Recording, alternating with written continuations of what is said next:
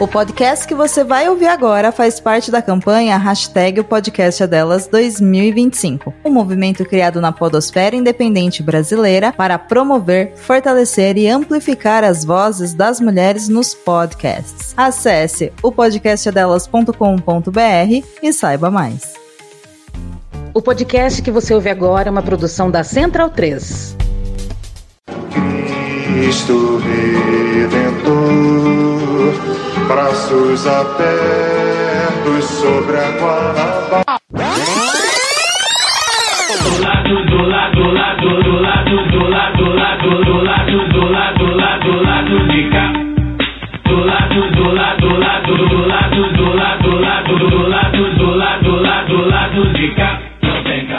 Olá, ouvintes da Central 3. Hoje é quinta-feira, dia 20 de março de 2025, e eu sou Fernanda Castro, de volta ao lado B do Rio, direto do Sauí Studio, com o episódio 352 chegando no seu feed.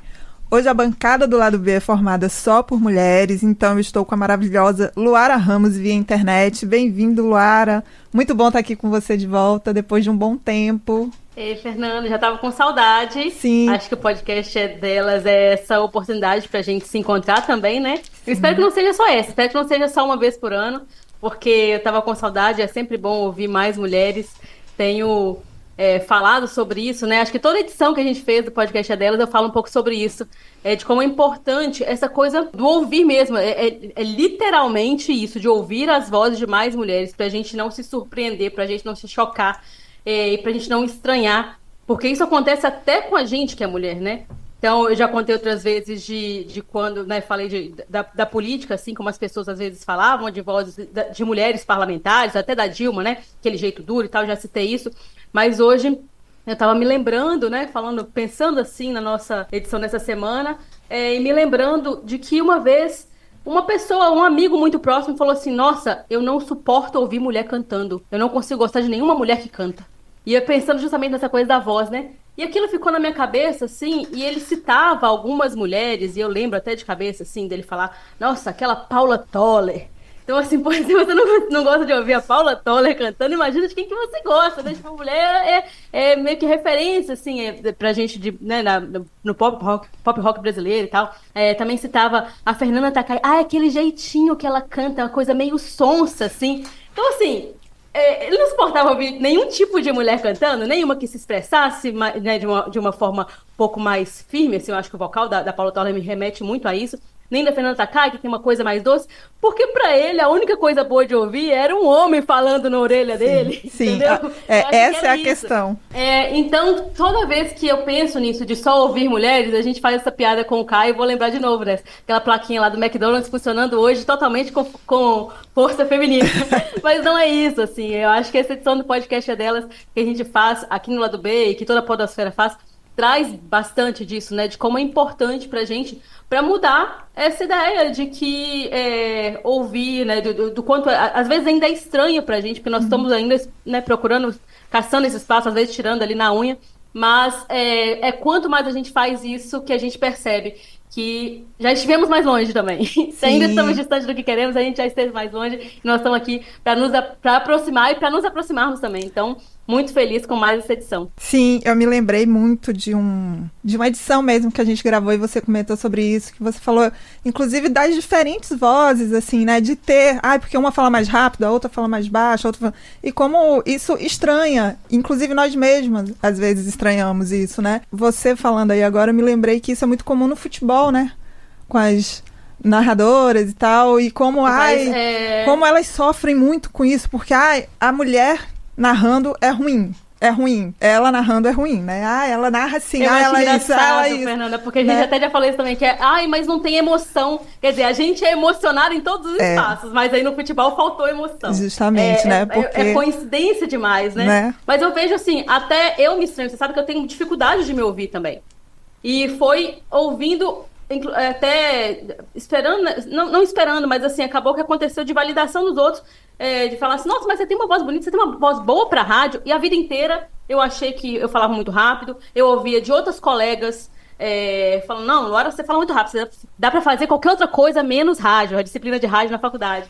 Então foi muito difícil, pra mim também é uma um aprendizado, assim, até com áudio de aplicativo de mensagem. Eu vejo pessoas que mandam áudio e ouvem depois. Gente, como é que vocês conseguem? Se eu ouvir, dá vontade de eu sumir. Tem pavor de ouvir. Aí eu comecei a me ouvir fazendo podcast, fazendo lá do B do Rio. Então tem sido também um trabalho quase que uma terapia, assim, né? Sim, sim. Isso é importante mesmo. Eu também tinha no início, assim, isso de... eu não quero nem ouvir o que eu gravei, sabe? Imagina, a gente tem que ouvir e tem que falar mais e mais mesmo, assim. Como falamos, e é isso. Ao meu lado no estúdio eu estou com 2 convidadas, então eu vou começar pela da casa, né? Giovana Bisi, ela é carioca, tijucana, 27 anos, formada em produção audiovisual pelo Estácio, integra a equipe do Salve Estúdio desde janeiro de 2022 e atua como editora e operadora da mesa de cortes nos programas do Lado B, entre outras funções. Então ela faz muita coisa. Aspirante a diretora, apaixonada por cinema em geral, mas principalmente filmes de terror, dedicada à literatura com ênfase em ficção e ao estudo de línguas. Ela é poliglota. Bem-vinda. Obrigada, Fernanda. Oi, Luara. Oi, Anne. Vamos Bom conversar. momento, como vocês dizem aqui no Lado B. Vamos conversar muito daqui a pouquinho. E a outra convidada é Anne Santos, que é de Duque de Caxias, formada em Ciências Sociais pela UF, é artista fluminense, atua como técnica de som, editora de ambientes sonoros e realizadora. Em 2018, lançou Eu Sou o Rio no Fórum Expanded Berlinale, seu primeiro longa-metragem na direção. Desde 2015, tem atuado na captação de som direto de documentários, séries de TV, filmes de ficção e experimentais, tais como As Muitas Mortes de Antônio Parreiras, na Mostra Tiradentes 2025, Zizi, Berlinale 2025, Incondicional, O Mito da Maternidade, Festival do Rio 2024, Samba Nave Mãe, Canal Bis, O Outro Mundo de Sofia, GNT, Cor Político, Globoplay e Cine Cipó, vídeo instalação apresentada na exposição Critical Zones na Alemanha. Desde 2019 tem atuado também na edição de som de vários projetos, tais como Rapacidade, Festival do Rio, Fronteira, Ecrã, Impuros, 4ª e 5ª temporadas da Disney Plus e 1968, Um Ano na Vida, abertura da 28ª edição do festival É Tudo Verdade. Em 2024, lançou o filme expandido Bacia dos Sonhos, realizado em parceria com João Lourenço, resultado da residência artística Lab Cinema Expandido, na Cinemateca MAN, no Rio de Janeiro, e é integrante do Cineclube Mate com Angu. Atualmente reside na zona portuária do Rio de Janeiro. É muita coisa essa mulher, muito maravilhosa. E ela ainda falou assim, mas não precisa falar o currículo todo não, podia resumir. Eu falei, não, eu faço questão de falar, a gente tem que visibilizar muito as mulheres, né? Tem que subir a bola mesmo. E sim, faço muita questão. Mas, bem-vinda. Fernanda, só para poder... Eu falei assim, eu tinha mais coisas para poder falar nessa abertura que acabou se estendendo, mas eu já queria logo que se apresentasse as nossas convidadas, até para trazer para esse papo também, né? Porque em off aqui você estava falando assim, nossa, eu vou expor aqui, Fernanda, mas o que eu acho interessante, você falou assim, eu fico tranquila e na hora de gravar eu começo a ficar um pouco mais nervosa. E eu tenho isso até hoje também, e eu acho assim, se eu perder, vai acabar perdendo, pra mim, né? Vai acabar perdendo um pouco o sentido. Mas eu fico vendo assim, de onde vem esse nervosismo também, né? Então, não sei se a Anne ou a Gil também tem isso para poder compartilhar, porque a gravação, né, seja no audiovisual, acho que é o registro, né?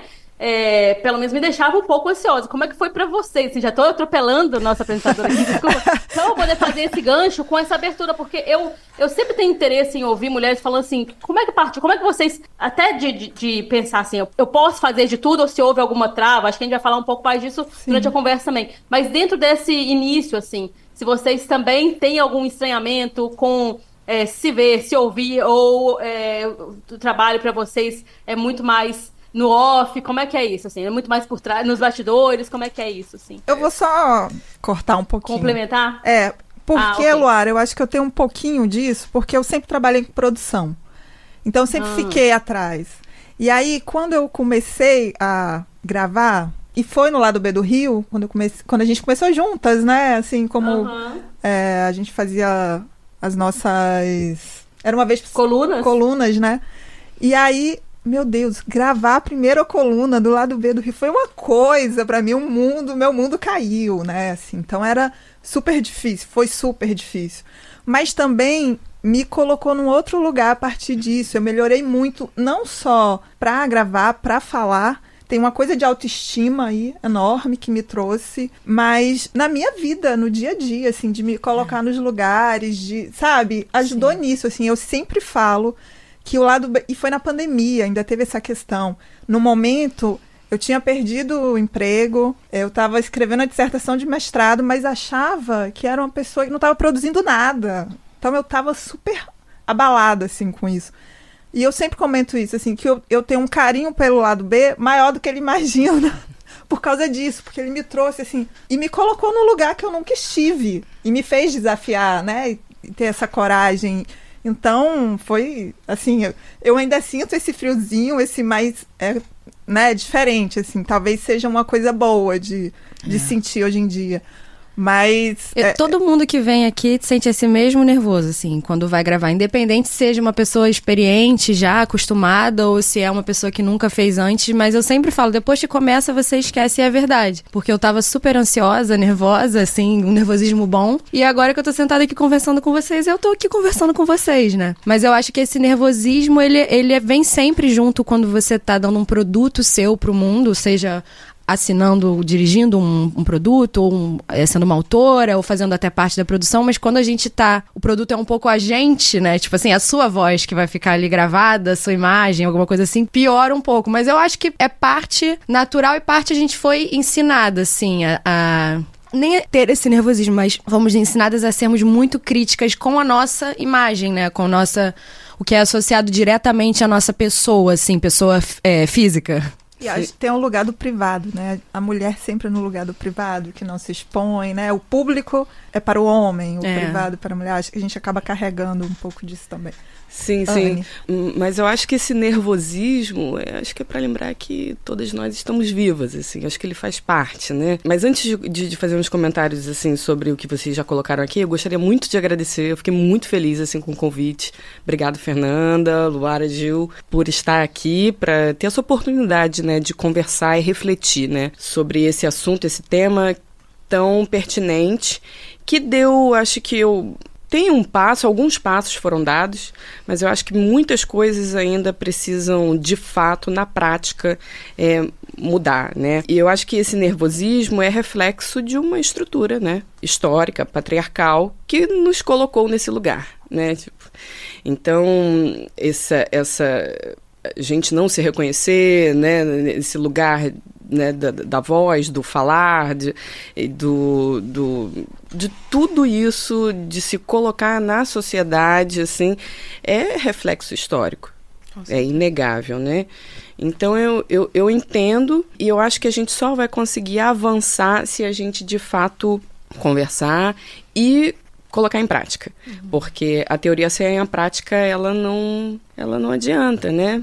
Porque a gente precisa botar as coisas em práticas. E eu acho que essa conversa é uma forma de colocar em prática, porque vai possibilitar que outras pessoas, outras mulheres, outras mulheridades, né, tipo, possam também se reconhecer e se sentirem mais confiantes também. Sim, sim. É verdade.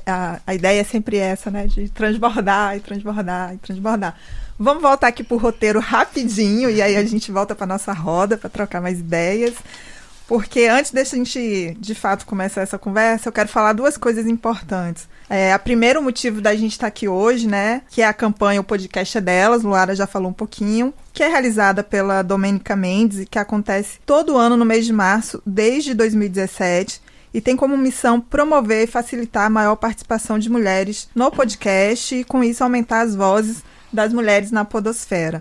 A campanha, ao longo desses anos, cresceu e hoje, além das atividades do mês de março, existe a rede O Podcast é Delas, que incentiva a produção de podcasts realizados por mulheres com a oferta gratuita de espaço para postagem e outros serviços de infraestrutura. A oficina de podcast E31, com a proposta de ensinar outras pessoas a fazerem seus próprios podcasts, e o Cadastro de Podcaster, OPED, que ajuda a encontrar pessoas para convidar para os episódios, facilita conexões, né? Abre diálogos, laços, enfim. Então, entrem no site, o podcastedelas.com.br, conheça mais a campanha, esses projetos incríveis, e para que mais e mais mulheres estejam aí produzindo, falando, né, com suas diversas vozes, suas diversas histórias, e estejam na podosfera. O outro recado é o pedido para você se tornar apoiador do Lado B do Rio. São 3 planos de financiamento. O plano fechamento é o mais barato, apenas R$10 por mês, e você concorre aos sorteios da Camisa Crítica e recebe toda quinta-feira a newsletter Lado B de Ler, com textos, reflexões e dicas culturais dos painelistas diretamente no seu e-mail. O plano Esquerda Caviar, que é o intermediário, a contribuição é de R$20 por mês, e além dos sorteios e da newsletter, você ainda faz parte do conselho editorial no Telegram, sugere pautas, participa de conversas, faz amizade com uma galera. E a última faixa é o Bom Burguês. Eu adoro isso, o Bom Burguês.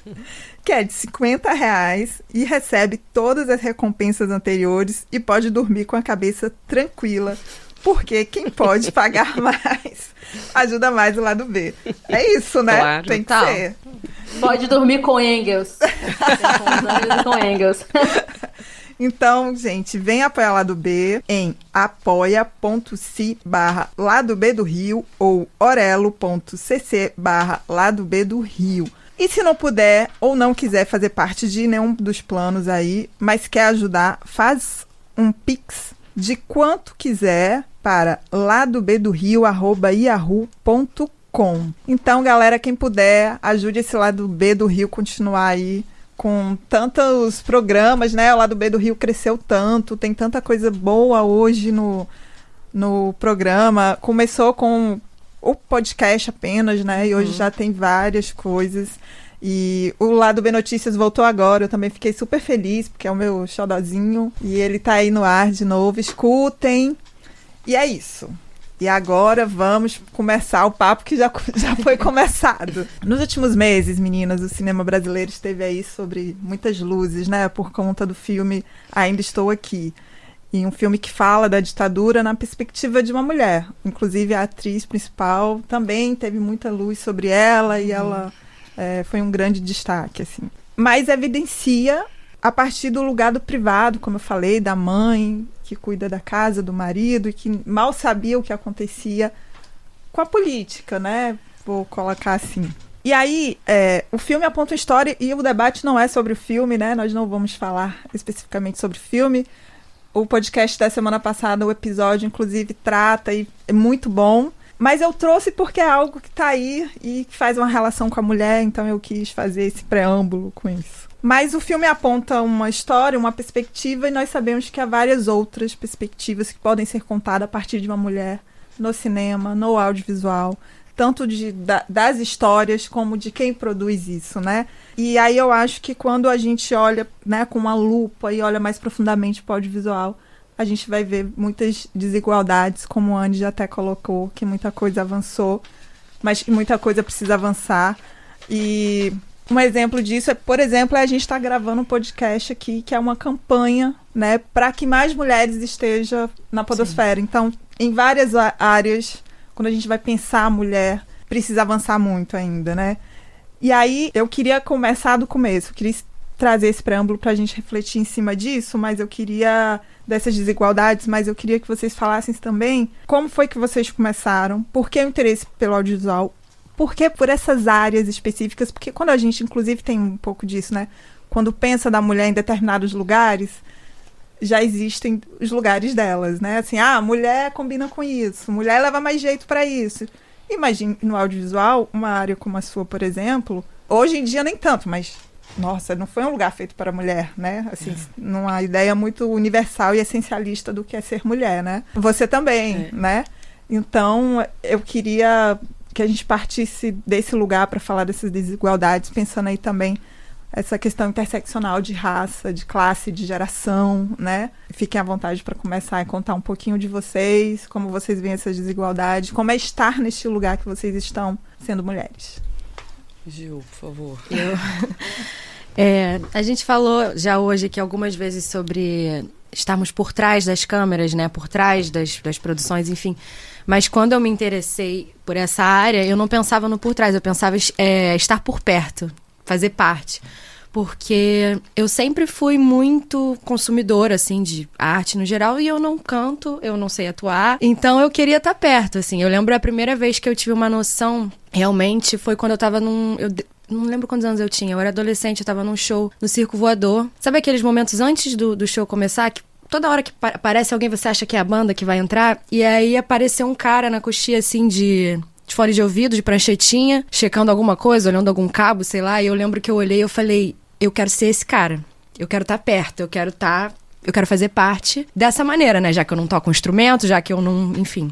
E aí, a partir daí, começou uma jornada e tal, e só que assim, trazendo de volta pro que a gente tá falando, eu fiz eu fiz 2 anos de cinema, depois eu mudei pra produção audiovisual, e assim, eu não ouvia nomes femininos na faculdade. Como exemplos de nada, como indicações, como debates, nunca eram trazidos em pauta, nem pelos professores, nem pelas professoras, assim, não eram nunca os exemplos. A gente tinha até mais exemplos gringos do que femininos brasileiros, sabe? Então, assim, eu ouvia toda semana o nome do Tarantino e eu não ouvia um nome de uma mulher, de uma diretora mulher, de uma engenheira de som mulher, de uma produtora mulher. Então, realmente, é uma coisa que, assim, você já tá fazendo aquele curso, você já tá tentando se inserir no mercado. É extremamente desmotivante. Porque você pensa assim, beleza, até se eu chego lá, sei lá, eu quero ser diretora. Pô, se eu consigo, eu faço meu filme, o filme que eu queria, ele vai pra um festival. Vou fazer isso tudo pra ele nunca nem ser citado, sabe? Pras próximas gerações. Então é um pouco desmotivante. Mas pra quem é apaixonado pela área, vai de qualquer jeito. Mas assim,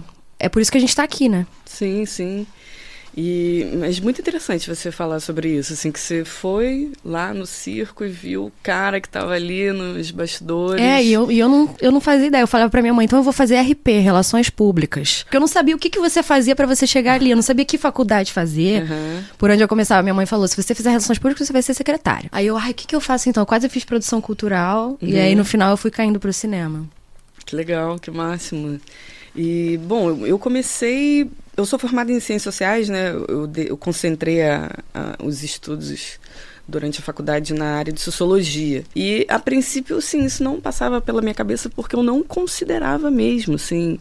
Como eu venho de Caxias, eu trabalhei em Botafogo, estudava em Niterói, eu achei, sei lá, o que eu pensava naquele momento de estudante é que eu iria seguir a carreira acadêmica. E aí, em determinado momento, eu falei, não, acho que isso não é muito o que eu quero fazer, eu quero trabalhar com alguma coisa na área cultural que eu também não sabia exatamente o que. E aí eu fiz uma especialização, e da especialização eu comecei a trabalhar com produção. Eu comecei em 2010 na produção e 2012 é que eu fui pro audiovisual.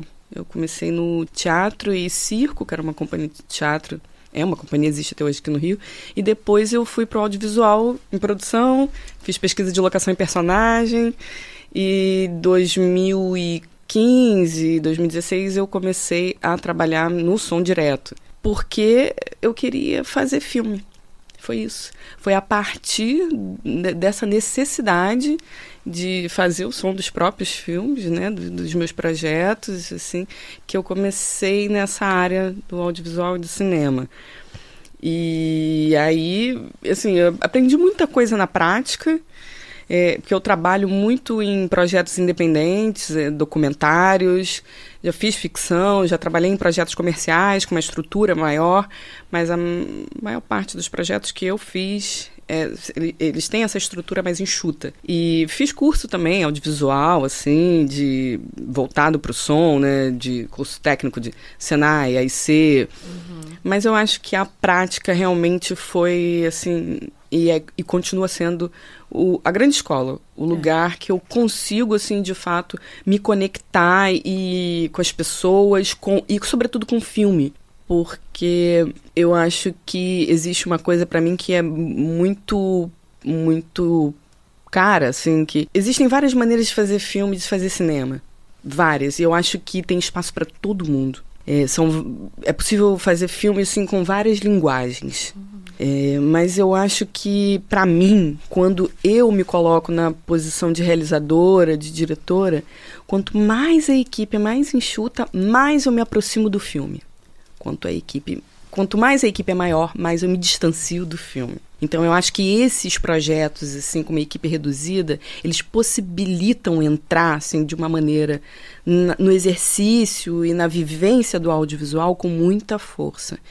E eu vivi por conta do cinema, né? Conheci pessoas e lugares que eu acho que eu não teria conhecido se eu tivesse exercendo, trabalhando em outra profissão. E outra coisa que para mim é muito importante é que vim da Baixada e atuar no audiovisual no Rio, né, no Zona Sul, no Centro e em outros estados também, é muito diferente. Sim. Porque a gente traz, né, tem uma vivência de... E isso era algo que eu queria muito que você falasse, assim, inclusive o que é fazer o audiovisual lá na Baixada, porque também vai ser outra coisa. É totalmente diferente. Totalmente. Eu acho que tem uma relação de comunidade muito forte, que eu acho que tem a ver também com toda a ancestralidade.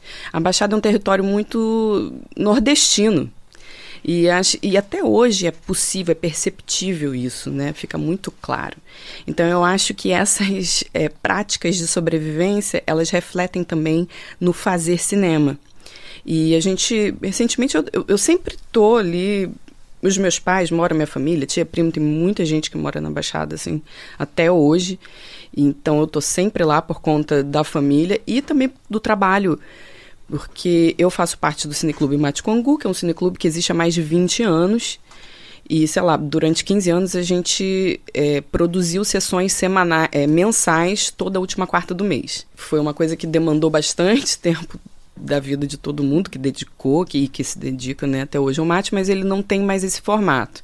As sessões são mais esporádicas. E a gente também produz e também tem a linha de formação, né? E no final do ano, agora foi final do ano, bem finalzinho mesmo do ano, o Maticongu participou como parceiro da Escola Livre de Cinema, que é o ELA da BF. Tem vários eixos, cinema, dança, hip hop, e nesse eixo cinema eu participei, né, dei uma aula de som direto, e no final do curso a turma produziu 3 filmes. 2 de ficção e 1 de documentário.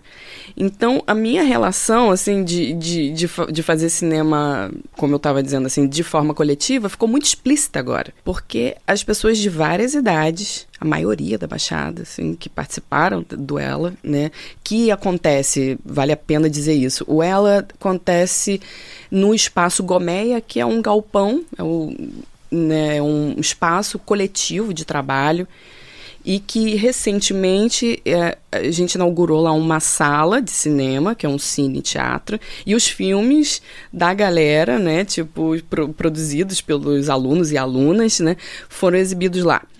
Então, todo o processo de trabalho coletivo também reflete na produção, de montar essa sessão, na exibição, na discussão, e... é isso, eu acho que esse fazer coletivo é uma coisa que está muito presente e que reflete também uma questão de concentração de renda mesmo, né? Os editais ainda hoje concentram renda e não tem uma política assim, de distribuição democrática. Recentemente, o BNDES publicou que ele lançou aí um apoio a uma única empresa com mais de 30 milhões. E assim, hoje em dia, isso ainda acontecer não é exatamente valorizar o cinema. É valorizar uma única empresa. Uhum. E eu acho que a gente tem que mudar esse tipo de política, porque senão a gente de fato não vai imprimir a democratização e não vai formar novos públicos e a cadeia toda vai... Sim, né, sim. Vai ficando cada vez mais comprometida por conta disso, desses pensamentos e políticas e práticas que são ultrapassadas. Uhum. Então, só para finalizar esse ponto, eu acho que ser de lá e fazer cinema com a galera de lá é um ato político, sabe? Uhum. É um ato de resistência, porque fazer filme, fazer cinema não é fácil, não é barato, Por mais que você faça com o celular, você tem um custo de deslocamento, de transporte, de alimentação, no mínimo. É muito trabalho. E mesmo assim, né, ainda pesa para a galera que vive uma realidade não privilegiada. Lu? Eu tava ouvindo vocês falando, e aí quando a Gil falou essa coisa das referências, eu me lembrei que recentemente eu vi dessas publicidades de rede social, assim, um curso livre de cinema. E aí era específico assim, a obra de tal diretor, tal diretor, tal diretor. E eu tava igual aquele meme assim, poxa, nenhuma mulher.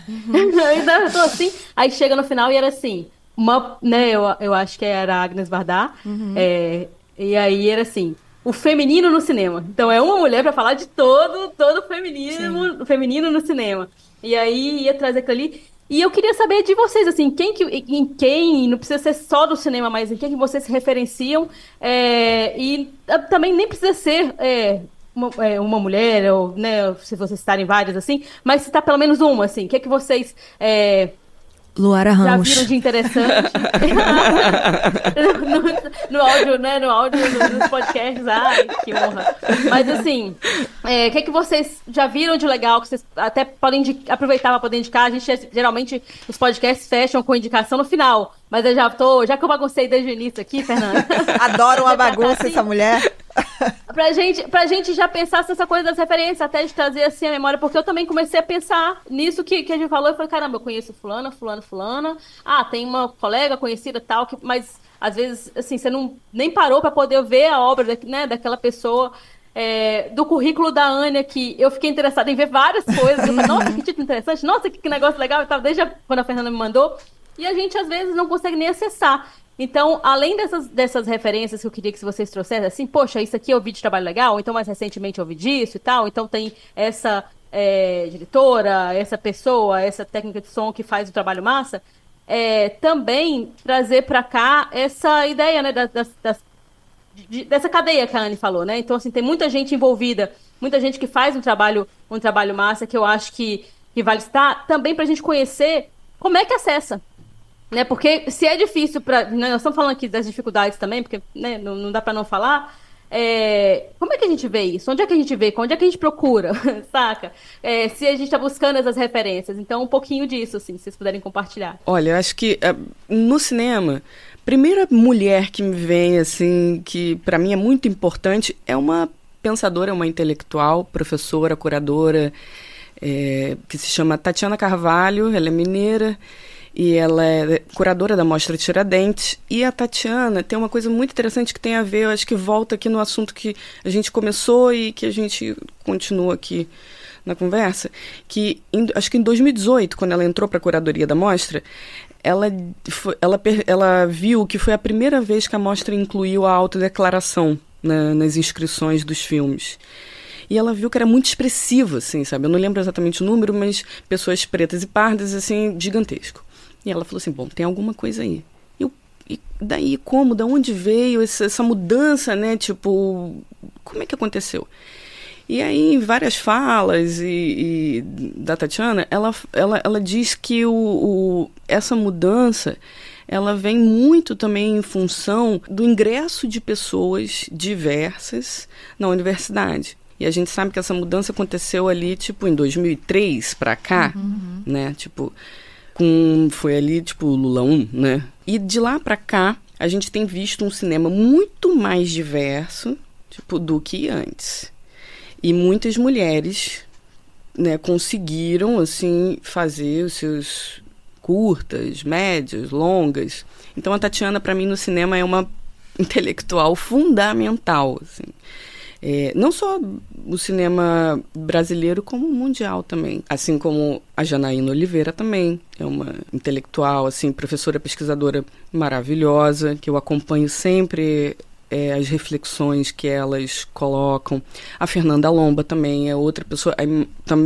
Da galera ali, ela atua mais no Nicho 54, que é lá em São Paulo, que tem um processo de formação para mulheres na área da produção executiva, que ela é incrível também. E agora, pensando assim em realizadoras, é difícil a gente falar em nomes, porque a gente sempre vai esquecer alguém, né? Mas Tem tanta gente, assim, eu posso falar assim, de uma pessoa, vou trazer a Baixada pra cá, pra conversa, que eu gosto sempre de fazer isso. Tem a Cato Riso, realizadora, professora, e tantas coisas mais, de Nilópolis, e que já fez vários filmes, fez filme lá em Nilópolis, fez um longa muitos anos atrás, muito interessante, que ela subverte assim a relação com o espaço, ela traz uma coisa mais de realismo, de fantasia, de magia, de bruxaria entre 3 mulheres que são personagens do filme. Está disponível lá no YouTube, se eu não me engano, acho que está lá. Mas o longa chama Terceiro Olho na Terra da Profanação. Terra das Muitas Águas, que é um curta dela, também está lá disponível. E, nossa, tem tantas mulheres. Eu vou ao longo daqui lembrando, assim, né? Mas tem mulheres também no áudio, né? No som direto e tanto no set, nessa parte do set do cinema que tem esse nome, nessa função, essa área do som direto, quanto na pós. E a pós é gigantesca, né? A pós tem a parte da edição, e a edição tem subdivisões também, que são enormes, assim. Mas tem pessoas incríveis, assim, meu Deus, assim, vou ficar aqui. Você, Gil, que estudou fez produção, foi na Estácio que você fez? Foi, na Estácio da Tijuca. E você teve aula com a Dani Pastore? Porque ela foi minha professora e ela é maravilhosa. Professora de quê? Só que ela é mais da música. Mas ela também me deu aula. Eu acho que não. Eu tive aula com poucas mulheres. Eu tive uma aula de direção de arte e eu acho que mais uma só cadeira outra. O resto eram todos os professores homens. Uhum. Mas não me reconheço esse nome. Uhum. É porque também foi uma pessoa importante na minha formação. Porque eu também estudei um pouquinho de operação de áudio, de mesa, né? Então isso também acho que faz parte, contribuiu assim para pensar o cinema de forma mais ampliada. Tem várias pessoas ao longo da conversa, eu vou lembrar aqui, e eu posso citar, assim, tem o Todisplay, que é também tipo um streaming que tem acesso a filmes, né? Tem o Embaúba Play também, que tem um monte de mulher incrível lá, e com projetos, com filmes. Tem, bom, o que eu me lembro, assim, de cara é isso. Tem a galera toda do Baixada Filma também. Acho que por enquanto é isso, eu não quero ficar monopolizando também. Pode monopolizar. Não quero. Eu quero ouvir também, quero trocar. Cara, eu aqui no Rio, eu tenho mais contato com o pessoal da cena musical do que do cinema, né? E não tenho tantas mulheres, assim, pra indicar também. Ultimamente, quem tá entrado na minha cabeça, falando de consumir mulheres, são as francesas, na verdade. A Júlia do Cornal, diretoras, né? A Céline Sciamma, a Justine Triet, que é a diretora do Anatomia da Queda, que ganhou o Oscar ano passado. E eu acho que você falou de acessos, né, Luara? É muito legal essas plataformas que fazem essas curadorias. Eu queria também ter mais para indicar. Tô anotando um monte de coisa que você tá falando aqui. Mas eu acho que, como uma plataforma mais mainstream, a MUBI é muito legal.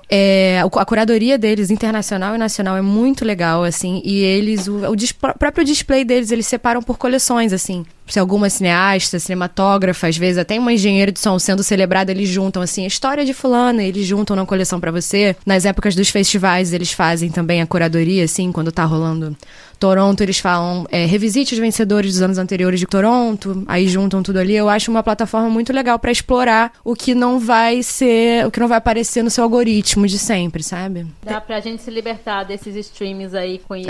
Não, e ele, assim... Esses sim monopolizam, né? Exatamente, e assim, não é o stream mais barato, mas ele tem 30 primeiros dias de grátis, então você consegue ir lá explorar, ver se você gosta.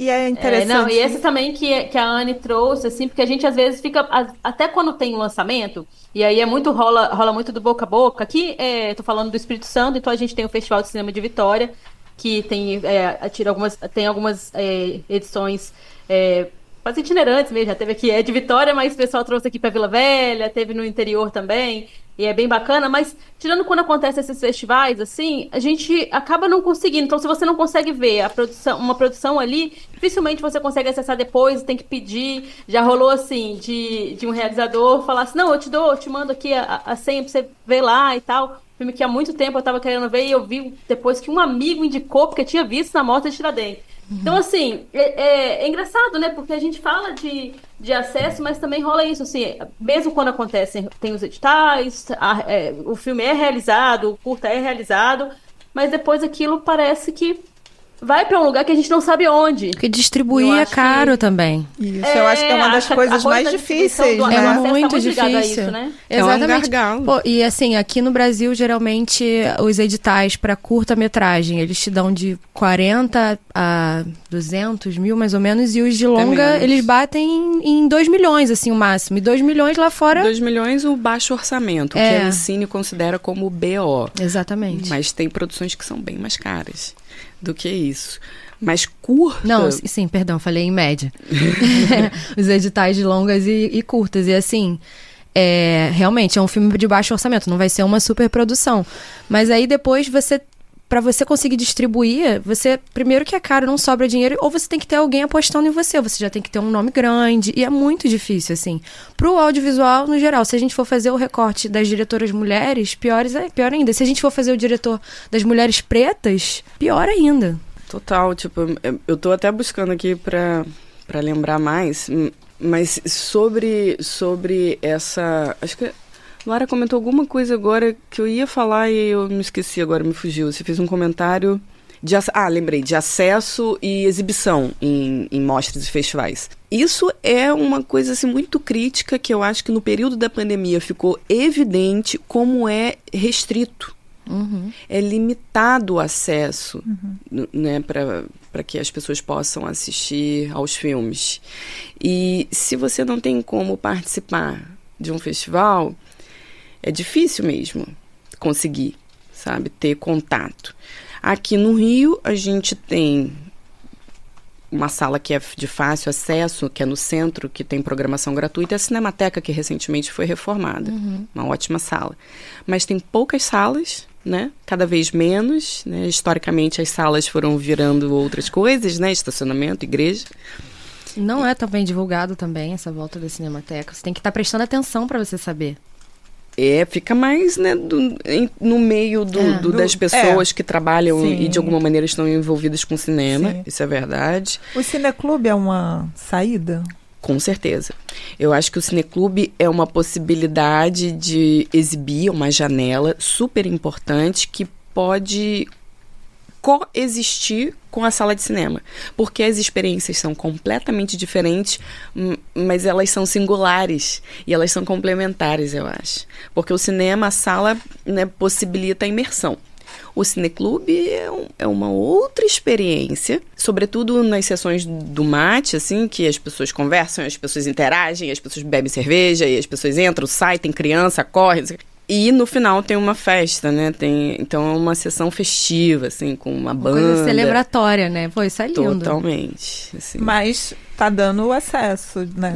Mas proporciona esse acesso. E com essa sala lá do Cine Teatro Gomeia e com várias outras salas também que abriram recentemente na Baixada, é uma maneira, sim, né, de possibilitar isso, de facilitar.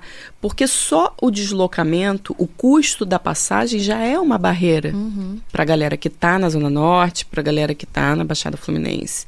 Né? Então, acho que todas essas questões são relevantes para a gente ter uma compreensão mais complexa, né, de como que as coisas funcionam, né? Tanto da exibição, tanto da produção. Então, acho que tudo isso está interligado. E que a gente tem que pensar em formas de expandir e reverter também, eu acho. Sim. E aí a gente vai, eu acho meio que inevitável, para um debate das políticas públicas, né? Porque acho que partir desse lugar... porque é estrutura, né? São as políticas públicas que vai estruturar o acesso, né? O Mate com Angu tá ali, começou, imagino, sem nenhum financiamento, imagino que com o tempo recorreu a editais e tal, nesse processo que é bem comum, né? Assim, e a política de audiovisual no Brasil melhorou também, mas você já falou isso aqui, ainda é muito desigual. Então, mas a gente cai na política pública, né? Assim, não tem como. E aí eu vou até pegar um outro gancho, porque vocês podem falar um pouco sobre essa questão da política pública para o audiovisual, mas pensando a mulher no audiovisual, há políticas públicas nesse sentido? O que há, o que não há? Como as mulheres também se colocam em relação a isso? Eu acho que Tem frentes, assim, tem de editais, mas eu ainda acho muito pouco. Se pegar lá eu não sei lá os dados do relatório da Ancine, assim, mas são poucas mulheres, né? Quando traça o panorama, sim, lá, são poucas mulheres que produziram filmes ao longo dos anos. Eu não tenho o dados correto, mas ainda assim está bem concentrado, né, na produção, na direção de homens, Imagino que no brancos. eixo Sudeste também, né? Sim. São Paulo, ano passado, eu acho que abriu uns editais focados para diretoras mulheres. Mas é aquilo, não adianta ser uma vez, ser uma cidade, ser o nicho do Sudoeste. A questão é que deveria ser continuada, né? Exatamente. Esse que é o pensamento, né? E acerca dessa reflexão, assim, tipo, da política pública. Luara quer falar sobre esse tema? Não, eu quero, na verdade, assim, a gente tá trazendo, claro, que porque o programa é, né, parte do podcast delas e vai trazer várias vezes essa coisa, a mulher no cinema, o tema é esse. Mas eu queria saber se isso acaba sendo um pouco cansativo, assim, faz sentido a gente ainda falar hoje de, existe uma coisa da mulher no cinema, o olhar feminino. É um pouco infantilizante, né? Porque, assim, é que nem ao invés de você, sei lá, competir melhor direção, você tá competindo melhor direção feminina. É uma coisa um pouco... te bota de canto, né? Tipo assim, é uma subcategoria. Não é o cinema, é o cinema das mulheres. Mas eu acho que isso acontece justamente porque a gente não consegue ocupar os espaços e a gente acaba sendo obrigada a criar eles, sabe? E é o que você falou na sua introdução, Laura. As pessoas não gostam de consumir mulheres. A gente vê isso até no Rapid do Spotify do final do ano das pessoas. As pessoas não gostam de ouvir mulheres mesmo. Não é porque ela é ruim, porque ela é boa. Não quer ouvir a voz de uma mulher. Então, acabam que elas por elas, né? Nós por nós. Eu acho também, eu sou frustrada com isso de você precisar criar um nicho justamente porque você não tá fazendo parte do todo, você não tá lá competindo com todo mundo, você criou um espaço pra você que é como se fosse a mesa das crianças, sabe? É assim como que eu me sinto às vezes, mas tem que começar de algum lugar, cara. Tipo assim, É como se tivessem etapas, né? Então, exatamente. Assim, primeiro vamos fazer com que elas cheguem, né? Como se estivessem no mesmo nível. Exatamente. Ou então, você falou um pouco da infantilização, um pouco disso, assim. Então, olha, tem que chegar nesse nível aqui, porque, ó, não é tão bom assim quanto um Coppola. Mas não sei, sabe aquela coisa assim? Mas... Olha o percurso que o cara fez, né? Já tava tudo pavimentado. E pra mulherada, como é que fica, sabe? Então, assim, me parece que é uma coisa meio sem solução e que sempre vai ter essa resposta, sabe? Exatamente. Né? De quem não consome. Não vou falar nem só dos caras, porque às vezes a gente mesmo... Eu, quando fiz essa reflexão sobre as vozes, eu fiquei pensando assim, aquele projeto do Leia Mulheres, né? Então agora eu vou fazer, pegando as indicações que vocês deram aqui, as referências todas, fazer um Veja Mulheres, Ouça Mulheres... mas é porque eu falava assim, não, mas eu tô lendo. Aí eu olhava pra minha lista e tinha 1, 2, 3 autoras pra 20 livros que eu lia. Então a proporção não era satisfatória, como não tem sido. E eu percebi que ouvir, ver, escutar mais mulheres, né? Porque a gente ouve, mas não... A gente escuta, mas não ouve, e vice-versa. Começou a me fazer refletir de uns lugares em que eu não acessava e não acessaria se não tivesse essa voz. Por isso que eu pergunto assim, acho que faz sentido ainda a gente falar, né, nessa coisa do feminino, porque estamos realmente em outros espaços, né, vindo de outros lugares, com outras vivências e tudo mais. Mas ao mesmo tempo, eu acho tão cansativo. Como é que é pra você, Anne? Assim, a gente às vezes tem vontade de falar sobre outras coisas, né, e aí tem que ser sempre perguntada pela entrevistadora do podcast... Mas como é que são as mulheres, e o feminino, e o cinema e o feminino? Como é que é isso pra você? Assim, te cansa também? Um pouco, acho que ainda é cansativo nos sets. Por exemplo, assim, quando eu trabalho em sets maiores, mais comerciais, né, com um formato mais industrial, e tem equipe, aí eu sou assistente, né? Em projetos menores eu sou técnica de som. Mas nesses projetos mais comerciais, trabalhando numa equipe de técnico de som homem, microfonista, que é o primeiro assistente homem, eu sinto uma coisa ainda que eu tenho que eles ficam refazendo o que eu faço, reposicionam lapela que eu coloco. Como se não confiassem, né, na tua entrega. Se eu preciso fazer um segundo boom, existe uma coisa de meio um tom assim... sei lá, né, um pouco. É, como se eu não soubesse, como eu tivesse começado ali naquele instante. Eu não sinto um espaço de troca. E isso, infelizmente, ainda acontece. Claro que tem pessoas, homens, que são legais, assim, que abrem espaço e não tem esse tipo de comportamento no set. Mas ainda assim, hoje, isso é perceptível. E tem um grupo muito bom de mulheres, mulheridades, pessoas trans do WhatsApp, que chama Soma. E é um grupo de fato que funciona. A gente se ajuda, tira várias dúvidas. Eu acho incrível esse grupo. Tanto que o grupo de som que é Brasil, com todo mundo, eu nem ligo muito para ele, porque para mim ele não, de fato, não é um espaço de troca, sabe? Então eu acho que ainda existe essa coisa assim de você se colocar, a questão técnica, você, né, Gil, que trabalha com questão técnica, assim, também assim, mas você entende mesmo como é que sabe manusear esse equipamento? Como se estivesse testando a capacidade o tempo todo. Isso ainda existe. Como eu disse, não são de todos os homens, mas ainda está presente. E é uma coisa que não deveria mais acontecer. Sim. E é raro também, mas acontece que quando a sua capacidade no seu cargo é reconhecida, às vezes ela é reconhecida por uma pessoa que vai tentar clamar o crédito, na verdade. Ele entendeu que você é boa, mas ele não vai te reconhecer. Não é a regra, mas isso também acontece muito. Ainda mais quando você está numa posição de assistente, né, fazendo algum tipo de assistência, que às vezes o que você contribui passa batido. Sim, totalmente. Então essas coisas infelizmente ainda acontecem. Peço licença para dar uma pausa no programa e apresentar os nossos parceiros. O sorteio para apoiadores e apoiadoras do lado B é um oferecimento da Camisa Crítica. Ouvinte tem 10% de desconto no cupom Lado B no site www.camisacritica.com. Tem lojinha física da Camisa Crítica no Sol e Sombra, bar que fica no bairro Bela Vista, em São Paulo. Já aqui no Rio, tem no armazém do MST, na Lapa, e na livraria Leonardo da Vinci, no centro. Camisa Crítica criada para uma esquerda que não tem medo de dizer seu nome. Aproveite e siga nossos parceiros nas redes sociais. Obrigado pela atenção e voltamos ao programa.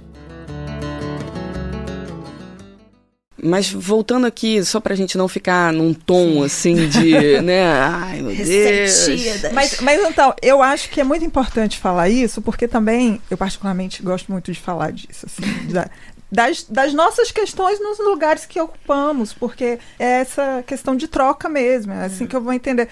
Eu vou super puxar a sardinha aqui pro meu lado, porque eu sou capoeirista, e ser mulher na capoeira é uma loucura. Então, por exemplo, nos anos 90, lá, dá 5 minutos aí para as mulheres jogar na roda. É aqui, a mesa das crianças. Dá 5 minutos. É tipo um café com leite. Justamente. E as mulheres odeiam. As mulheres não querem 5 minutos de roda só para elas. As mulheres querem jogar o tempo inteiro, querem tocar o tempo inteiro, cantar. Mas a gente tem a necessidade de ter que falar disso. Eu acho que nesse sentido é muito importante. E às vezes a gente pensa, mas a gente vai fazer um podcast no dia que é o podcast sobre a campanha e só tem mulher. Aí no resto do ano não tem mulher. E aí o podcast vai ser só para falar de coisa de mulher. Não é isso. A gente quer falar de tudo, sobre tudo o tempo todo. Mas eu acho que, de maneira estratégica, eu sempre penso nisso. Assim, eu acho que a gente tem que ter nossas estratégias o tempo inteiro. Pensando na organização mesmo do mundo da vida, por exemplo, você lá dentro do set, quando o cara vai lá e vai ver se o som, né, o microfone que você montou tá bom ou não. E aí, qual a minha estratégia ali? E essa estratégia, como é que eu vou coletivizar essa estratégia nesse grupo de WhatsApp que você falou, sabe? Então, eu acho que é nesse sentido que eu acho que é importante a gente estarmos juntas, falarmos sobre as coisas, né, no sentido de construir uma mudança mesmo. Eu acho muito engraçado que o tom assim, muda quando é um set predominantemente feminino ou completamente feminino. Tem uma coisa da competição muito forte entre os homens. Tem algumas mulheres também, claro. Mas no set, por exemplo, que eu fiz esse filme, esse longa, um documentário sobre maternidade, né, da Patrícia Frois, era um set só de mulheres. Que delícia. Só. Incrível. E foi outra coisa. sabe? Todo mundo colaborando, tinha um cuidado assim, muito grande com todas as mulheres que foram entrevistadas, né? Que foram ali falar sobre a parte da vida delas, que é maternar, que é muito delicado. Tipo, então, eu achei assim que existe, assim, tem uma diferença, assim. Tem pessoas, homens que eu me dou bem, que eu gosto de trabalhar e tudo, mas eu gosto muito de trabalhar com mulheres, assim, de todas as áreas, todas as funções, eu me sinto, assim, muito bem, sabe? Tipo, eu gosto. E tem um pouco disso da gente ter que ser muito boa pra estar ocupando o mesmo lugar de um cara que é só ok. Então, geralmente, o caso é esse, quando são equipes predominantemente femininas, é muita qualidade, né? Me lembrou até o que você estava falando antes, Laura, fugindo um pouco do assunto, mas tem a ver, tem um jogador de futebol americano, que eu não vou saber o nome dele, mas a equipe inteira dele é a empresária, a agente, a treinadora física, é toda feminina. E aí foram perguntar pra ele, como é que você chegou a essa equipe tão feminina e tal? Ele falou, cara, eu procurei os melhores profissionais do mercado. Simples assim. Então, assim, não tava procurando por mulheres, eu tava procurando pelas melhores. E foi isso que eu achei. Ótimo isso. Exatamente. Né? Somos nós. Não, mas eu acho assim, pegando isso que a Fernanda falou, eu acho que também tem, assim, é cansativo e tudo, mas é importante falar porque, na verdade, que a gente foi criada para relevar tudo isso, né?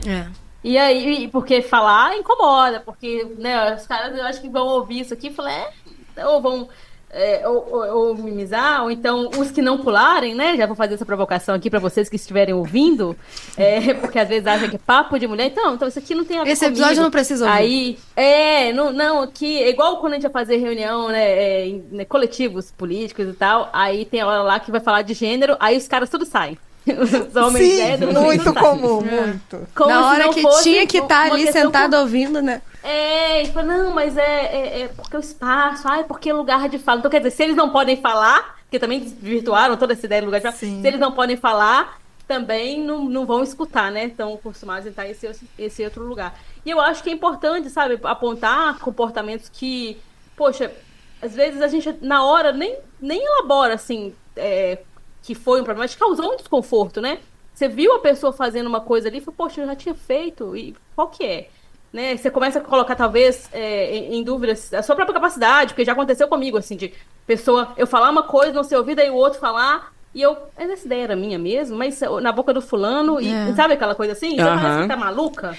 Então, é importante essa troca. Eu super entendo, Laura, mas hoje em dia, eu fiz 42 anos, assim, essa eu não passo mais, assim, tipo, eu sei o que eu tô fazendo, assim, tipo, sabe, eu não fico questionando, assim, essa coisa mais, não. E o que eu faço hoje em dia, como eu tenho que pagar conta, né, eu vou lá, entrego, concentro ali e vou embora, sabe, eu não entro muito nessas, assim, mas eu não fico mais, assim, tipo, não, peraí, eu posso... Porque existem várias maneiras, né, ali no set, eu tô falando desse lugar que eu posso, né, tipo, minimamente, assim, né, tipo, falar, assim. Eu acho que tem maneiras de posicionar, de colocar um lapela, né, de conforme o figurino, assim, e também de operar um boom, mas eu acho que cada pessoa traz uma bagagem, uma experiência, e que o que me incomoda é anular, sabe? É anular, tipo, completamente, assim, o seu conhecimento, a sua voz, assim, quase a sua existência naquele espaço. Isso é o que me incomoda. E aí, quando a pessoa entra nessa, assim, eu falei assim, bom, então eu vou entregar o meu, porque isso fica evidente para todas as pessoas do set. Normalmente isso acontece. Eu não preciso ficar falando. E as pessoas percebem esse tipo de comportamento hoje em dia.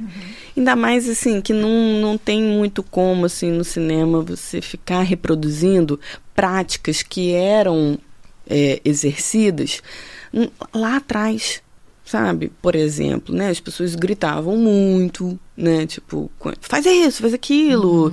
Não só no som, em todas as funções. Hoje em dia eu vejo que a galera, assim, da sua geração, Gil, tá muito mais, assim, tipo, atenta a isso, sabe? Essas questões, assim, tipo, não passam muito batido.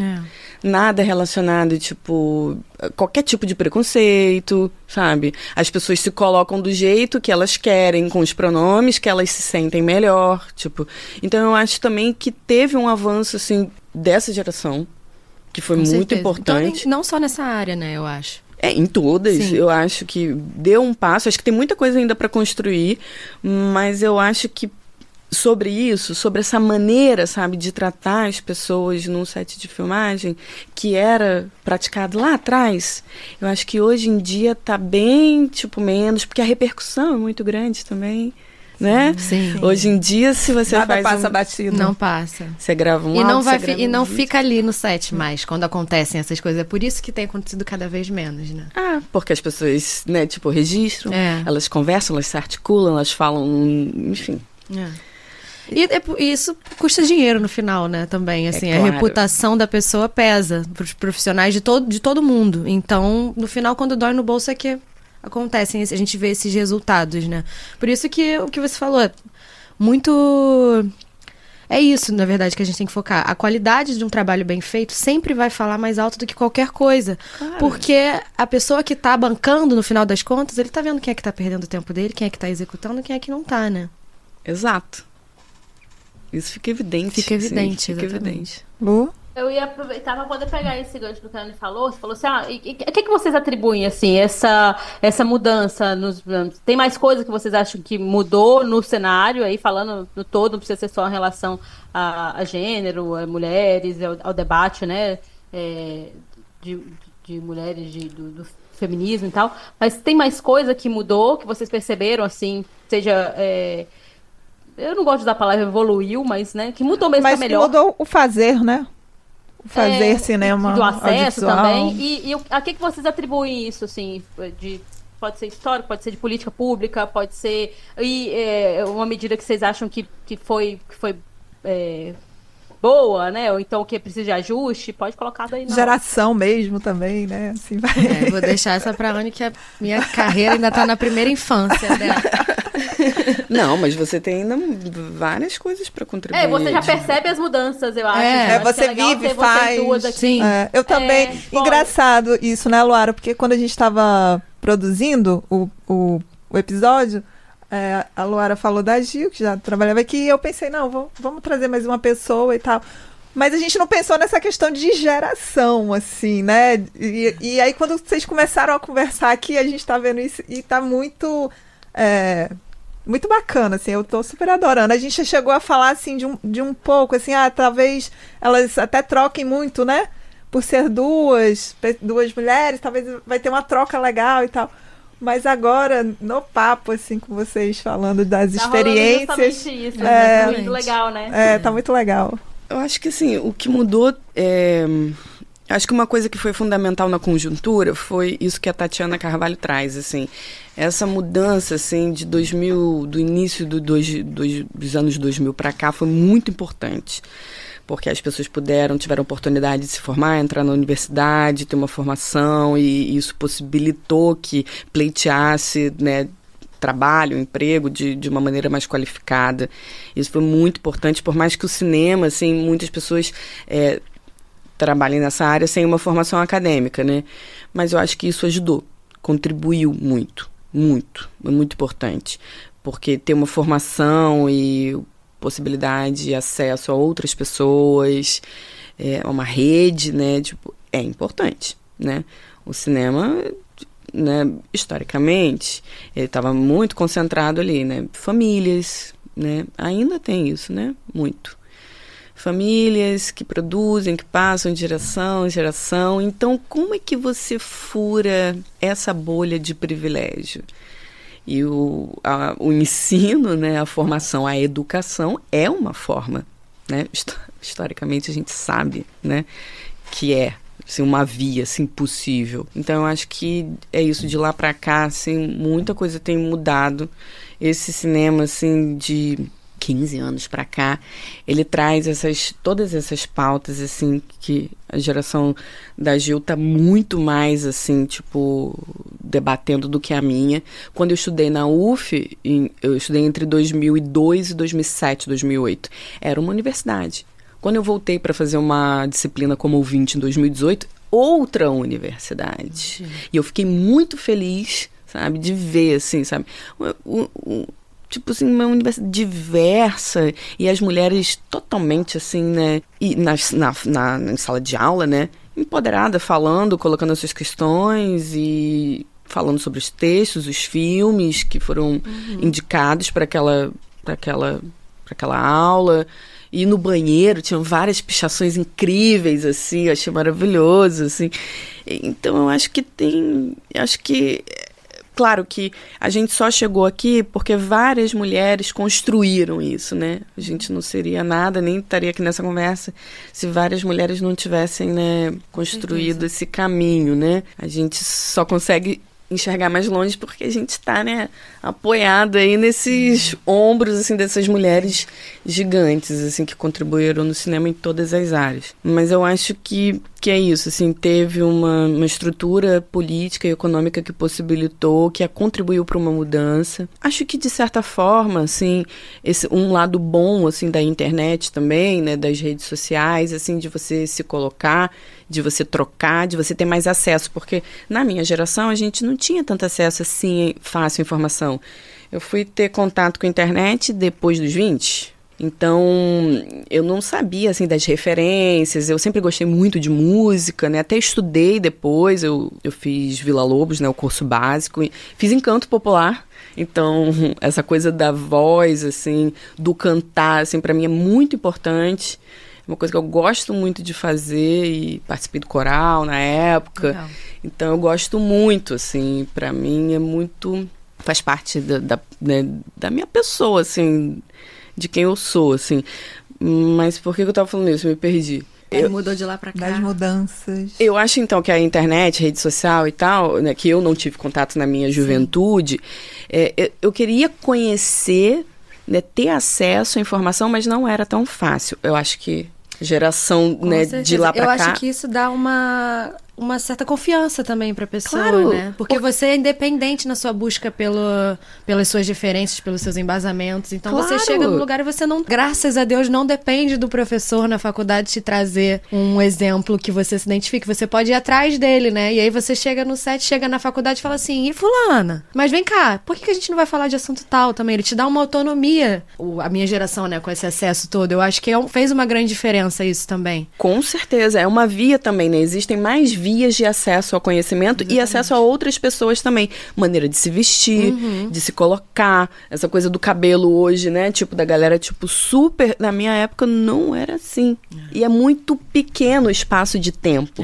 Hoje em dia, né, tem essa palavra, né, que está sendo muito usada, de empoderamento, mas de fato tem acontecido, assim, e é muito forte. E uma coisa que eu lembrei aqui também agora é que na época da faculdade não tinha, assim, tantas referências de mulheres também. E nem das mulheres intelectuais brasileiras. Sim. Tipo, não tinha, assim. Exatamente. Toda essa discussão, tipo, decolonial que acontece hoje em dia de maneira cada vez mais forte, não existia, assim, não tinha.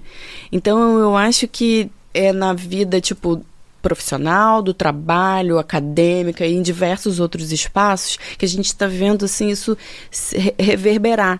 E refletir, assim, de fato, uma mudança de paradigma. Porque se a gente não mudar a forma de pensar, a gente também não muda, né, a prática, né? Tipo, eu acho isso, assim, fundamental, assim, muito importante mesmo para que a gente avance. É mesmo. Não deixar passar batido. E você, Gil, como é que você vive isso? Porque é isso, né? A sua geração fazendo isso. Assim... Cara, eu tenho, pra falar a verdade, as minhas experiências mais frustrantes são na faculdade mesmo, porque eu não trabalhei ainda com cinema, de fato, e os sets que eu estive eram predominantemente masculinos, mas muito receptivos, assim, até das pessoas da minha geração e dos profissionais mais velhos também, eu fui muito acolhida. Porque eu acho que justamente, o que você tá falando, eu me porto com confiança, sabe? Eu tenho confiança no meu trabalho e eu também tenho a confiança suficiente de, se eu não saber fazer alguma coisa, eu falar, eu não sei fazer isso. Você pode me mostrar como? Exato. Sabe? Eu não vou tentar fazer meia boca ou fingir ou ir nas coxas. Então, eu chego e eu sei o que eu sei fazer. Eu sei que eu sei fazer o que eu sei fazer. Então, as pessoas, até hoje, se colocaram muito de acordo. Assim, então você pode me mostrar? Posso. Se for tudo com educação, tudo combinado, eu não tenho problema nenhum. É só realmente, assim como no lado B a Luara é a única mulher, aqui no Sauí também, eu sou a única mulher. Então, eu acho que esse vai ser um padrão, assim, pelo menos pela próxima década, sei lá, trabalhando nessa indústria. Mas eu não tenho muitas experiências negativas, não. E é meio aquilo que quando você falou aí, eu vou lá e pergunto, né? Eu acho que tem essa coisa da voz de novo, né? Que a gente já falou tanto aqui sobre a questão da voz. Que quando falar desse empoderamento, falar, olha, eu não sei, mas eu quero aprender. Exatamente. Então, pode me ensinar? Que eu acho que em outras gerações isso era até muito difícil, assim. Muito às mais vezes difícil. Até desencorajado, né? Justamente, super. Nossa, quando eu tava entendendo mais o que significava ser o cara da coxia que eu queria ser, eu fui conversar com a Luísa Machado, da Pupila Dilatada e tal. Justamente falar isso, cara, mas você é uma mulher do audiovisual, e você começou onde? Você sempre quis, não sei o quê. Ela falou, vamos conversar, vamos marcar um dia então, vamos conversar. Pode me perguntar tudo que você quiser. Eu acho, cara, essa postura é muito linda. E é o que eu espero não. A gente tá aqui pra fazer isso, né? Justamente, também pra abrir alguém pra chegar assim, poxa, gostei do que você falou, vamos falar mais sobre? Fiquei com uma dúvida, posso te perguntar tal coisa? Você me indica alguma coisa, assim? Eu acho que hoje em dia existe muito esse diálogo. E as mulheres estão muito... É isso que você falou, eu não vejo muita competição. Eu vejo a gente querendo se puxar, porque é o que eles fazem também. Eu sinto um acolhimento, uma parceria. Exatamente. Tipo, muito mais forte. Muito mais, assim, do que em outros sites. Eu acho também. Do que outras indústrias, né? No audiovisual, eu sinto justamente um acolhimento muito grande. Mas eu acho que isso tá um movimento mesmo, assim. Eu penso num lugar de movimento das mulheres mesmo, assim, né? De vamos lá, juntas, vamos construir, porque a gente vai mudar as coisas. E isso vai ser uma coisa natural, né? E aí vamos estar todas e com outros fazendo de maneira natural o que tem que ser feito. E eu acho também que assim, o trabalho ele não está restrito a um domínio técnico. Total. Porque a técnica é importante, mas a técnica sozinha não é suficiente. A câmera sozinha ela não vai fazer nada, sabe? Então, e a câmera não tem gênero, né? Sabe? Tipo, nenhum equipamento, né? Eu dei um exemplo aqui da câmera, mas assim, nenhum. Nada, sabe? Então, acho que, na verdade, o mais complexo do trabalho com audiovisual e cinema são as relações sociais. E isso em todos os lugares. Sim. Então, assim, não tem a ver uma pessoa dizer, assim, sabe, se é mais ou menos, porque você não sabe exatamente como manipular uma coisa técnica. Isso se aprende. Entende? Assim. Ou não monta o microfone direito porque é uma mulher? Não é. Não, e aí também não sabe se relacionar, mas quando a gente aponta, né, que a pessoa não sabe se relacionar, que principalmente, né, os caras não aprendem sobre isso, aí é uma coisa menor, né? Não sei se você tá falando também sobre isso. Sim. Porque dessas relações que aí a gente pensa muito, né? Pensa para poder falar, pensa se vai ter que relevar, como é que vai manter a paz ali naquele ambiente, né? Se você é um gestor ali, se você é um realizador, tem que lidar com aquele monte de gente, você falou de equipes grandes, né? Ou então com uma equipe reduzida, mas ainda são pessoas, ainda tem suas questões, ainda tem uma vida, né?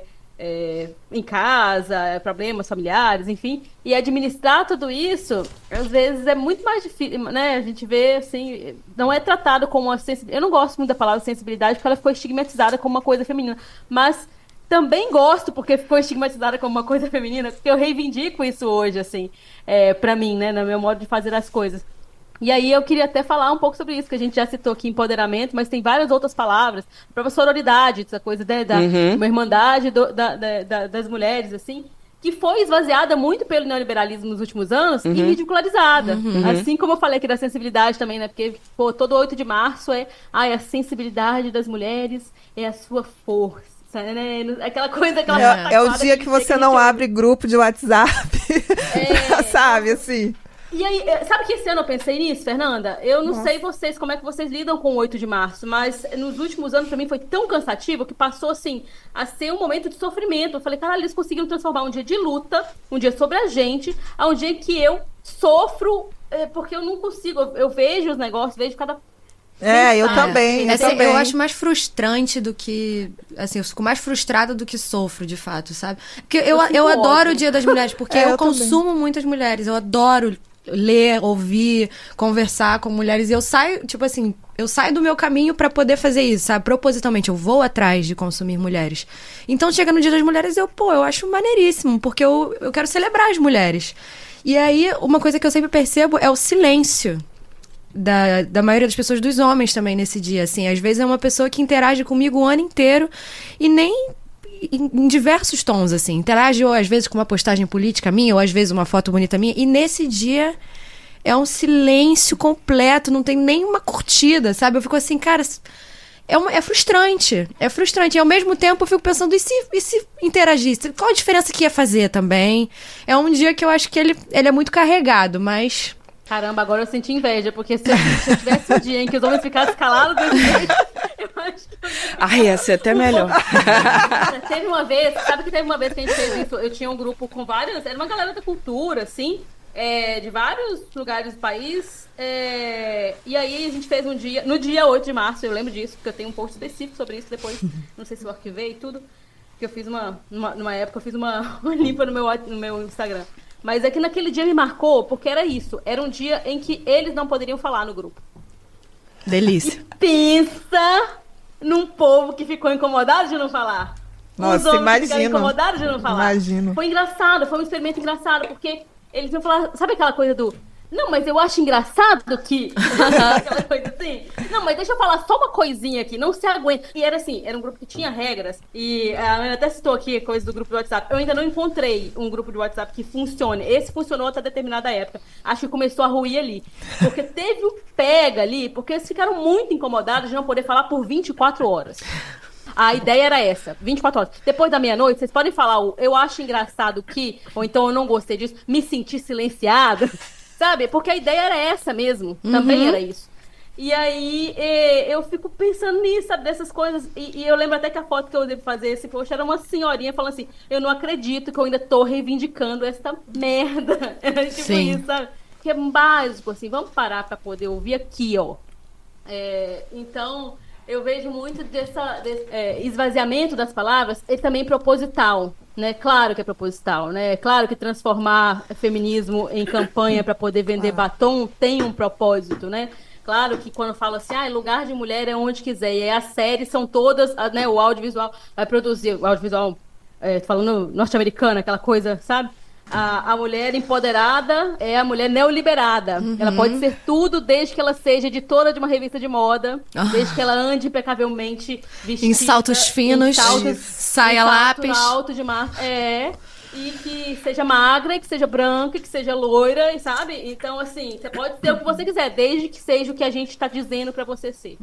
E aí... ter outras mulheres e outras mulheridades, né? Como a Anne trouxe também, gostei do termo, acho muito bom, que ele é bem abrangente, mostrando que existem outras formas de se colocar no mundo. E essa nova geração da Gil, existem outras formas, e a gente vai dizer que outras formas são essas, de nos colocarmos no mundo, para que a gente não seja mais tão atravessado assim por ser mulher, porque é tão cansativo, gente.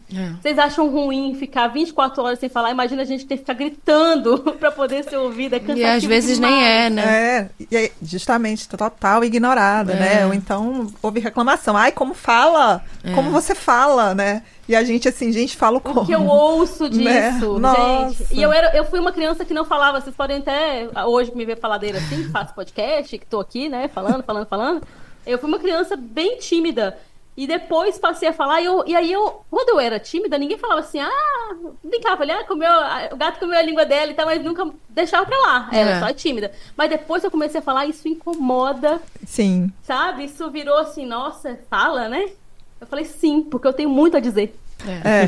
E tem que falar mesmo, né, gente? Porque é isso, quando a gente fala, ou incomoda, ou desliga, não vou ouvir esse podcast, esse bando de mulher falando e tal. Mas a gente tá aqui falando e vai falar mais o quanto quisermos, né? Assim, essa é a ideia.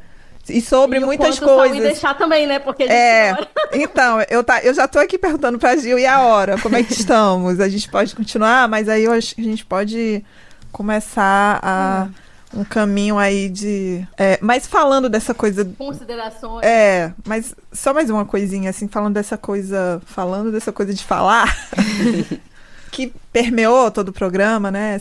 Essa ideia do falar, eu acho que a Anne trouxe uma coisa que foi, assim, dessa produção com mulheres, quanto o ambiente é melhor e quanto foi bom produzir, e eu fico imaginando também, assim, que são o que traz, né, outros olhares, que eu fico sempre pensando nisso, que pode trazer, quando a gente pensa numa diversidade de mulheres falando também, né, mesmo das histórias que aparecem, de coisas que geralmente a gente não vai ver por ter um olhar ali muito único sobre o que é ser mulher, e esse olhar super reproduzido no tempo inteiro. A Luara acabou de falar de um padrão de mulher que é super reproduzido, então eu acho que essa diversidade de mulheres e de classes, de gerações aí produzindo audiovisual e cinema também acho que enriquece nesse sentido, né? Com certeza. Só é possível, tipo, né, um espaço... um país democrático se a gente incluir essa diversidade, né? Não existe um caminho diferente, assim, que tenha condições de oportunidades, assim, mais equilibradas, mais horizontais e é melhor para todo mundo, porque cada pessoa com a sua bagagem, com a sua trajetória de vida pode contribuir e complementar, tipo, com uma coisa que até então, nossa, mas eu não pensei nisso, assim. Então, acho que todas as mulheres têm muito a dizer, assim. E eu acho, assim, eu fiquei pensando também que nessa trajetória, nessa coisa toda de fazer cinema que é caro, que não é acessível, por mais que eu considere que qualquer pessoa pode fazer um filme com celular. Porque é isso, não é, o cinema não está no equipamento. Ele está na sua reflexão, na sua linguagem. O que você vai trazer, assim, como... um dispositivo, um disparador, assim, de reflexão, assim, para as pessoas, né, por meio de imagem e som, né? Porque o cinema não é só a imagem. É a sétima arte. Né? O cinema não é esse predomínio, né, essa primazia da imagem que a gente vê no set, às vezes de maneira muito forte ainda. É o som também. E aqui a gente está fazendo um programa que, tipo, um trabalho que utiliza essa via, assim, que é, tipo, fundamental, né? O som, ele possibilita a gente imaginar, assim, ele traz a sensação das coisas, né? Ele é muito mágico, né? Eu sou apaixonada, assim, pelo som. Eu tô vendo, você começou a falar sobre som aí. O olhinho até Nossa, brilhou. não, ela mudou muito. Sou apaixonada, assim, tipo, com a música também, né? Mas eu acho que é isso, assim, acho que a gente tem que incluir diversas pessoas de territórios diferentes, gerações diferentes, de raça, de questões de gênero, tudo, assim, para que a gente possa construir, sabe, um espaço, assim, de convívio, assim, mais democrático, né? Que a nossa democracia não é de fato ainda, né? A gente não consegue executar de fato, né? Isso, sim, né? E eu acho que por aí, assim, eu fiquei pensando também, assim, em... Depois, posso voltar um pouquinho? Só pra gente finalizar, assim, tipo, sobre referência, que acho que é um filme que tem a ver com isso, assim, que volta, assim, e conecta, assim, com uma ancestralidade, com a história do Brasil, que é fundamental, né? Que a gente precisa, assim, cada vez mais reconectar com isso, né? Com todo esse movimento afrodiaspórico que constitui, que faz parte do Brasil. Mas tem um filme que se chama Ori, que é da Raquel Gerber e da Beatriz Nascimento também. Ela também é a autora desse filme. Que fala sobre isso. Sobre essa construção, sabe? Esse processo, assim, tipo... transatlântico, afrodiaspórico, assim, que faz parte da construção do Brasil.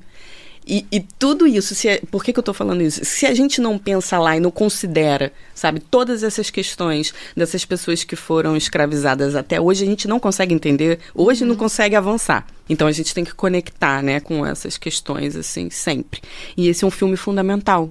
E quem montou esse filme, também é uma referência muito grande para mim, né? Quem montou, assim, eu acho que ela não montou, mas ela esteve na equipe, né?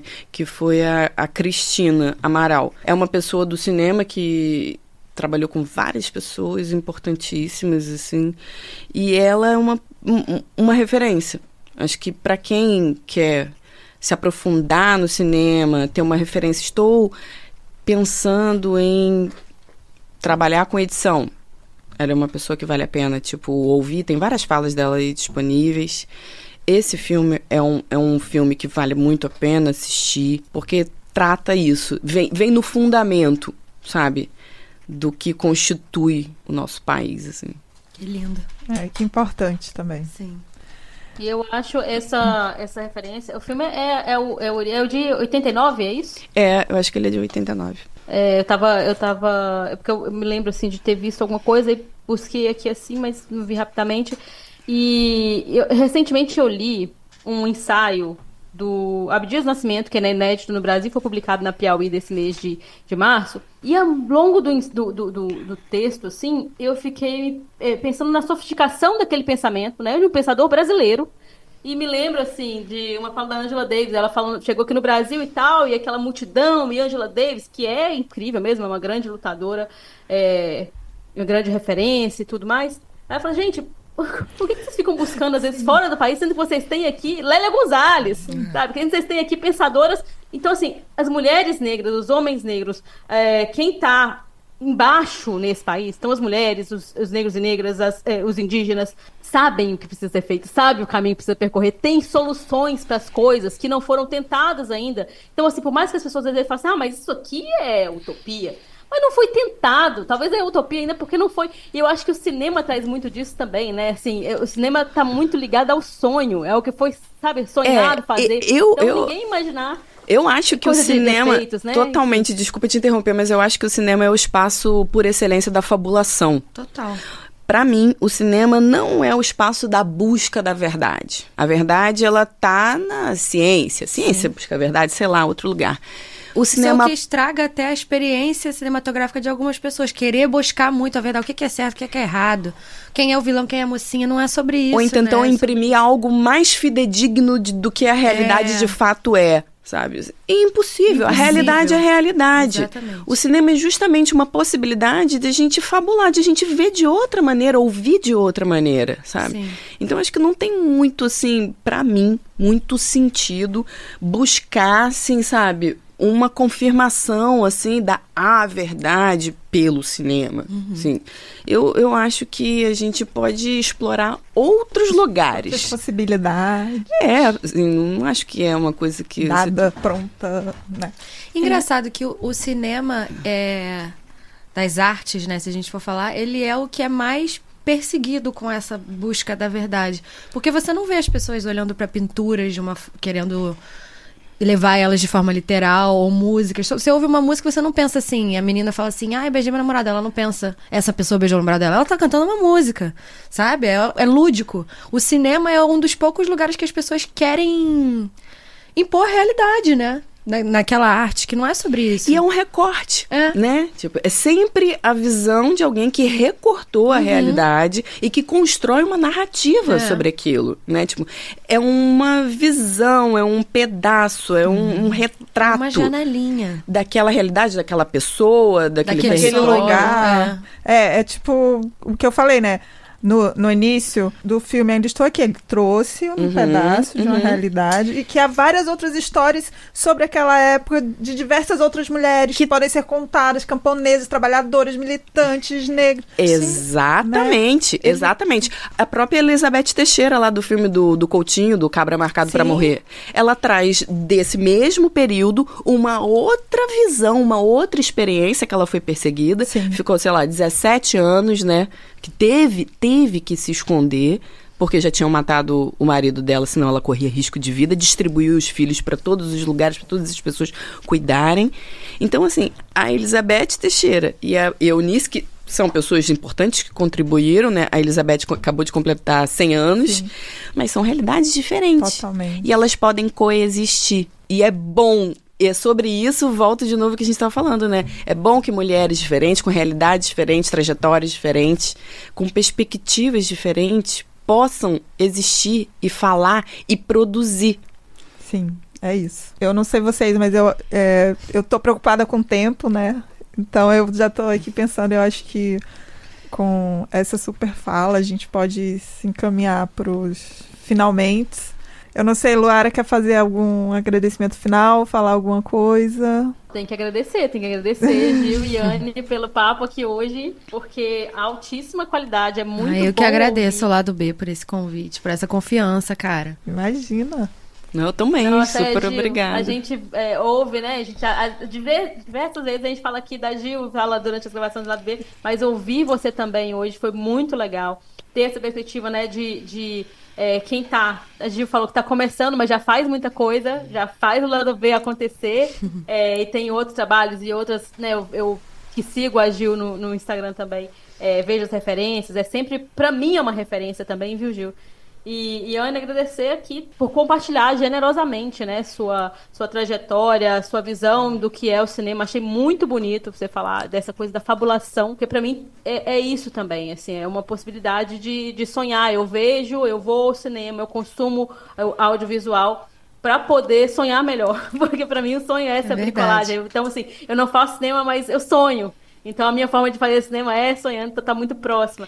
Agradecer a vocês, trabalhadoras do cinema, e quem está nos ouvindo também, que é trabalhador do audiovisual, por ajudar a gente a continuar sonhando. A gente falou muito aqui de como o acesso, como a distribuição é importante, de como as pessoas acessarem, seja o ensino superior, né, seja as formações, mas também esses espaços, né, porque a gente falou de política pública, também é política pública uma reforma trabalhista que permita a gente trabalhar menos para poder consumir arte. Com certeza. E consumir arte devidamente remunerada, né? Então, a gente precisa de tempo e a gente precisa de dinheiro pra gente poder olhar mais pra cultura, né? Sim. Remuneração de verdade, a gente não quer só comida, a gente quer comida, diversão e arte. Fim da escala 6x1. Sim. Fim da escala 6x1, por favor. E aí, por favor, não vamos... Né? Agora, já. É nosso direito. Então, é só gratidão por mais um ano permitir, o Lado B me permitindo conversar com pessoas maravilhosas e também ao reencontro com a Fernanda, viu, Fernanda? Também, tô muito feliz. Também, tava com muita saudade. Espero que a gente tome aquela cerveja em breve. Nossa, ano que vem presencial, hein, Pode chamar, gente. Essa cerveja aí antiga, viu? Que não rola. No convite, tem que rolar, porque até hoje, Fernanda e eu não nos conhecemos pessoalmente. Gente. Do Lado B, eu só conheço o Fagner pessoalmente. Caramba. Gente, por favor, apoie. Por favor, Luara, você... Ajudar a me levar. Luara, você tem que vir ao Rio de Janeiro, por favor. Não é possível. Você vai pra tudo quanto é lugar do mundo que eu vejo. Tá vendo? E não vem aqui no Rio. Quieta. Pô, não. Venha. Tá vendo? Não, vamos dar um jeito nisso, mas por enquanto, assim, o que eu tenho é agradecer, porque, mais uma vez, feliz demais. Que bom, também tô super feliz. Antes de finalizar, eu ia me esquecendo aqui que eu tenho um recadinho pra dar, então deixa eu dar esse recado. É que começa hoje o Festival Femina, Festival Internacional de Cinema Feminino, que vai de hoje até o dia 24 de março. É um festival competitivo para filmes dirigidos por mulheres cis e trans e pessoas não binárias. É o primeiro evento deste gênero no Brasil e na América Latina e teve sua primeira edição em 2004. Além de exibir o trabalho das realizadoras brasileiras, aumentando sua visibilidade, abrindo espaço para o cinema brasileiro feminino no exterior, também traz para o Brasil a produção estrangeira. Então, o Femina acontece no Centro Cultural Banco do Brasil, CCBB, no Rio de Janeiro. Tá aí mais um espaço, né, para divulgação, conhecimento de muitas diretoras mulheres, muitas obras. Eu acho que a gente também pode... Os cinemas do Estação estão fazendo também uma mostra durante esse mês de diretoras femininas. Que legal, nem sabia. Sim. É isso, tá vendo? A gente precisa saber mais do que rola de cinema e audiovisual, né? Assim, sim. Senão fica muito restrito. Então, mais um espaço aí para conhecer mulheres que produzem cinema. Eu também quero muito agradecer as meninas. Demais, foi maravilhoso, aprendi muito, como sempre. E é isso que queremos para a vida, né? A Anne, quando eu fui falar com ela, eu vi que eu já tinha feito contatos, né?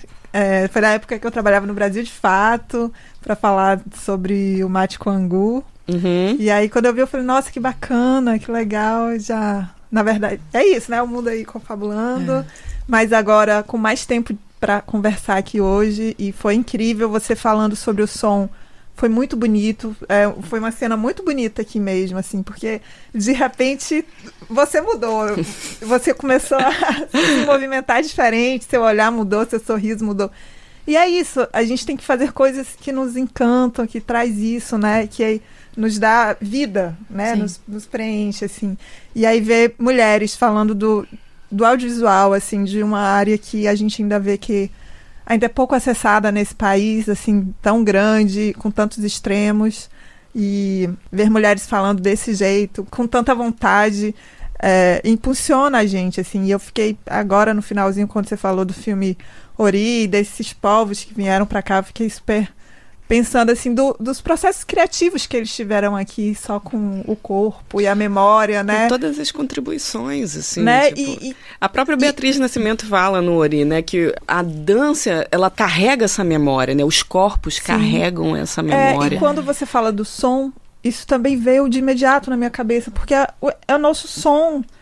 Tá em tudo. Tá em tudo. Por isso que, tipo, né? eu falei desse filme porque ele é fundamental. Ele é muito importante, assim. Claro que existem várias outras mulheres, né? Eu também trabalhei, lembrei agora com a Chica, que tá fazendo o filme com a Erika Hilton. Também filmei com a Erika Hilton. Que a Chica é maravilhosa, sabe? Uma pessoa incrível, assim, super talentosa, extremamente inteligente, assim. Ela tem um pensamento sofisticado, sabe? E sobre a Erika, que eu fiquei apaixonada em 2 segundos por ela, pela família toda dela, que é incrível, que uma pessoa fundamental, que tá aí, sabe? Tipo, de fato, fazendo... E tá falando muito. Exato, sabe? Tá fazendo o que a gente falou o tempo inteiro aqui. Que bota os né? assuntos em pauta. Justamente. Em prol de uma sociedade mais democrática, sabe? Sobre tudo isso que a gente tá falando aqui, sabe? Como é um privilégio também fazer parte da imortalização dessas histórias, né? Porque é o que você tá falando, porque a gente contribui com a memória. Exatamente. Isso, né? E a porque gente essas coisas existem, né? O corpo carrega, mas como é legal fazer parte da imortalização, do registro disso, de certas histórias, de certas narrativas. Sim, totalmente, né? E aí o histórico do registro imagético é de um jeito e do sonoro é de outro. Completamente. Porque a tecnologia se desenvolveu, tipo, né, de um jeito e depois, né, o som se desenvolveu de outro para que pudesse ser gravado de maneira mais portátil e tal, né? A gente nem entrou nas questões de preservação também, que é incrível. Eu acho que a gente vai ter que gravar outro episódio. A evolução técnica, né, do som e do vídeo é muito também legal. É porque tem tanta coisa pra falar, assim. É isso. Se deixar, a gente fica aqui umas 4 horas. Ó, xadrez verbal, sinto muito. Mas eu queria agradecer muito, muito mesmo, assim, adorei a conversa. Achei que passou muito rápido. Eu também achei. Passou muito rápido. Eu fiquei, gente, já foi? Como assim? Tipo, passou muito rápido. E tem festivais também só... falando sobre esse acesso, tem festivais que disponibilizam parte da programação online. Acho que é interessante também. E sobre isso da constituição do que nós somos, que a gente não pode esquecer, que faz parte também dos povos originários, o Fórum Doc, que é um festival de Belo Horizonte, ele tem um trabalho muito, muito forte, já de muito tempo, assim, com cineastas indígenas. Então vale a pena também, tipo, lá acompanhar. Tipo, tem textos incríveis da Júnia, da Carla Italiano, da Carla Maia, tipo, da Cacá, né?